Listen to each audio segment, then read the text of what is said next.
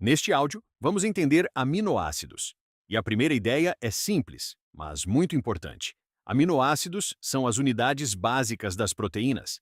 Pense assim: se uma proteína fosse uma frase, os aminoácidos seriam as letras. A célula usa principalmente 20 aminoácidos comuns para formar milhares de proteínas diferentes. O que muda de uma proteína para outra não é o tipo geral de peça usada, mas a ordem, a quantidade e a combinação dessas peças. Então, grave isso. Proteínas são polímeros de aminoácidos. Polímero significa uma molécula grande formada pela repetição de unidades menores. No caso das proteínas, essas unidades menores são os aminoácidos. Agora, o que todo aminoácido comum tem em comum? Todo aminoácido comum possui um carbono central, chamado carbono alfa. Ligado a esse carbono alfa, existem quatro partes principais: um grupo amino, um grupo carboxila, um átomo de hidrogênio e uma cadeia lateral, chamada grupo R. O grupo amino tem nitrogênio, o grupo carboxila tem carbono e oxigênio e se comporta como ácido. O grupo R é a parte variável. É o grupo R que diferencia um aminoácido do outro. Então, repita mentalmente: o que muda entre os aminoácidos é o grupo R. A glicina tem o grupo R mais simples, apenas um hidrogênio. A alanina tem um grupo metil. A lisina tem uma cadeia lateral que pode ficar carregada positivamente. O glutamato tem uma cadeia lateral que pode ficar carregada negativamente. A cisteína tem enxofre e pode formar ligação de sulfeto. A tirosina tem anel aromático e uma hidroxila. Cada grupo R dá ao aminoácido uma propriedade química diferente. É por isso que a sequência de aminoácidos determina muito da estrutura e da função de uma proteína.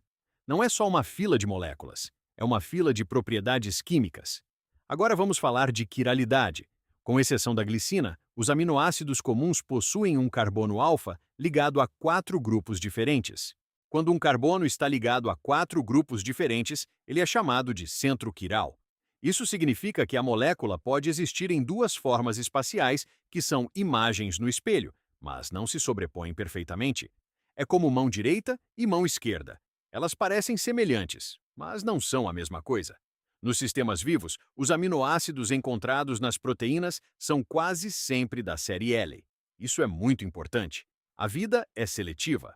As enzimas que produzem e usam aminoácidos reconhecem formas tridimensionais específicas. Então, a forma espacial do aminoácido importa. Agora, vamos para a classificação dos aminoácidos. Os aminoácidos podem ser classificados de acordo com a polaridade e a carga do grupo R em potencial hidrogeniônico próximo de 7, que é próximo do ambiente fisiológico. Primeiro grupo: aminoácidos apolares e alifáticos. Eles são mais hidrofóbicos. Hidrofóbico significa que não interage bem com água. Exemplos: alanina, valina, leucina, isoleucina, metionina e prolina.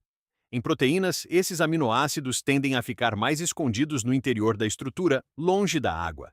Segundo grupo, aminoácidos aromáticos. Aqui entram fenilalanina, tirosina e triptofano. Eles possuem anéis aromáticos. Esses anéis ajudam em interações hidrofóbicas.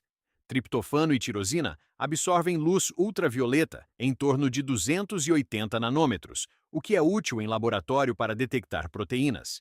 Terceiro grupo: aminoácidos polares, mas sem carga líquida.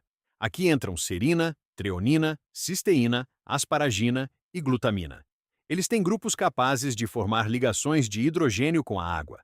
Ligação de hidrogênio é uma interação fraca, mas muito importante, entre um hidrogênio parcialmente positivo e um átomo eletronegativo, como oxigênio ou nitrogênio. Quarto grupo: aminoácidos carregados positivamente, também chamados básicos. Aqui entram lisina, arginina e histidina. Eles podem aceitar prótons e ficar com carga positiva. A histidina merece atenção especial porque seu grupo R tem valor de pK, próximo do potencial hidrogeniônico neutro. Isso faz com que ela seja muito útil em sítios ativos de enzimas, funcionando como doadora ou aceptora de prótons. Quinto grupo: aminoácidos carregados negativamente, também chamados ácidos. Aqui entram aspartato e glutamato. Eles possuem grupo carboxila extra na cadeia lateral e em potencial hidrogeniônico fisiológico, geralmente tem carga negativa. Mini resumo até aqui. Aminoácidos têm um carbono alfa, um grupo amino, um grupo carboxila, um hidrogênio e um grupo R. O grupo R define a identidade química do aminoácido. Os aminoácidos podem ser apolares, aromáticos, polares sem carga, carregados positivamente ou carregados negativamente. Essa classificação é essencial para entender estrutura de proteínas, função de enzimas e interações moleculares. Agora, vamos para a parte de titulação de aminoácidos.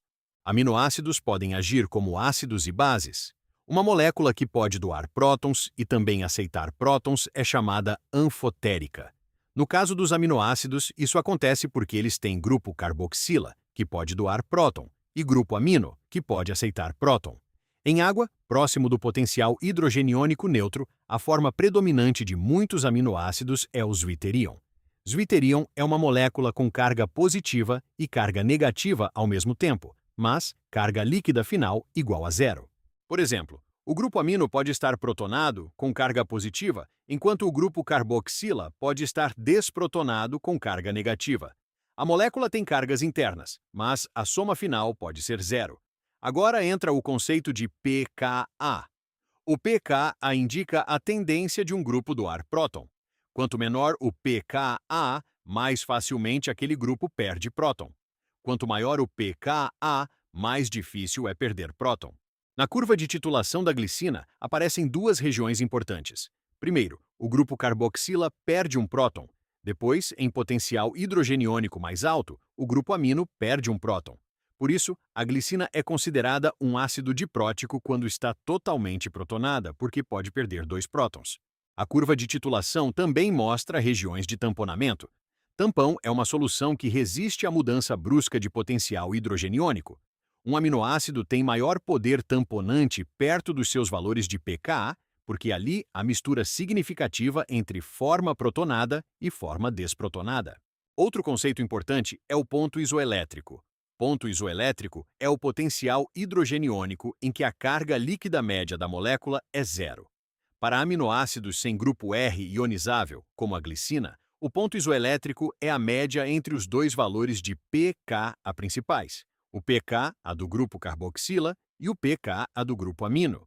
Mas cuidado, quando o aminoácido tem grupo R ionizável, a conta muda. Aminoácidos ácidos como glutamato e aspartato têm ponto isoelétrico mais baixo. Aminoácidos básicos como lisina e arginina têm ponto isoelétrico mais alto.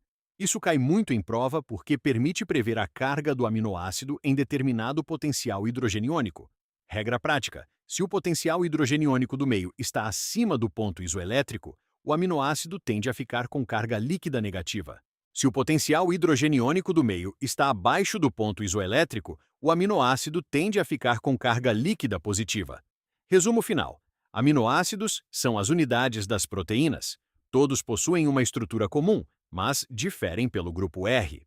O grupo R define polaridade, carga, hidrofobicidade, capacidade de formar ligações de hidrogênio, pontes de sulfeto e interações em proteínas.